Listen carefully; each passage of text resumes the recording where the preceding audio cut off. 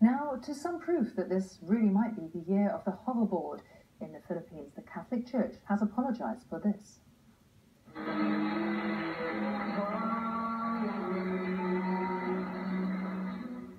The hoverboarding priest is Father Albert San Jose, and he's celebrating Christmas Eve Mass at his miraculous medal church in the town of Binan. Pretty unusual to say the least, but his local diocese weren't very happy. In fact, they've rebuked and suspended him. Well, with me now to talk about this a little more is Ruth Gledhill, contributing editor of Christian Today. Ruth, I think when everyone sees this, it raises a smile, although obviously not to his elders, his superiors. He did try quite hard, didn't he, to kind of make an impact in an appropriate way. Well, he was singing a Christmas song on a mobile mic, and the hoverboard was lit from beneath by a purple light, the colour of Advent. He was in the traditional Christmas white vestments, and it seemed a nice thing to do at first view.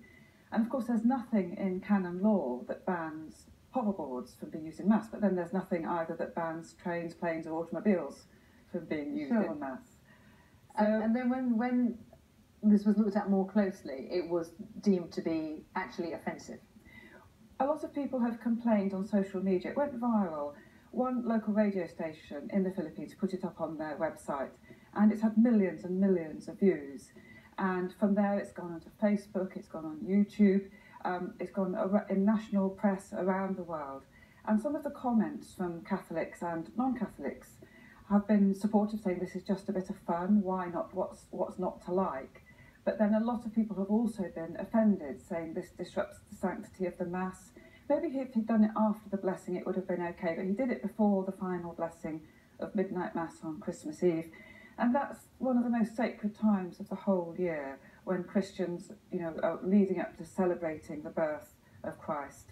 So if we look at what he's been doing, what he is doing there, you're saying his timing in a way was spectacularly bad because it was during this very special moment. Yes, and it inserted a moment of levity and humour really into a particular time of the year of the liturgical calendar where maybe that wasn't seen to be appropriate. The hoverboard was a gift to the parish, and it also maybe people felt that this was introducing something of commerce, of the outside material world into a part of the church's life that is still very much focused on the sanctity, on the sacramental side of the Christian faith. You feel for him in a way, though, because in a way it's always been the case that priests are trying to reach out, especially to younger people, and say, look, I can relate to your world.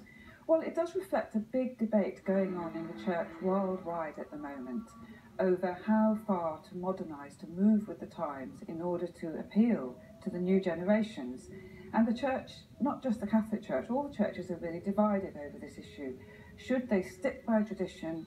Should they stick with what they see as the one true faith as written in the Gospels and the Bibles and in the Catholic Church, in the church's own canon law and its traditions? Or should they kind of go with the times, flow? Like hoverboard is really a symbol, isn't it, from Back to the Future films. It's a symbol of really modernity and looking to the future. I really would like to know, as would all Catholics, I'm sure, what Pope Francis would think of this. It's difficult to know because Pope Francis is very, very au fait with modern media and is obviously a church of the modern media age, but he doesn't himself use the internet. He doesn't himself use Twitter. So although he might like things like this in their appropriate context, my suspicion is probably he might say, maybe Father, not at that particular time in the Mass. Although I don't know whether he would have gone so far as to suspend the priest. I don't know, but the diocese obviously thought it was doing the right thing. Ruth Gledhill, thank you very much. We have to leave it there. Thank you for being with us on BBC World News.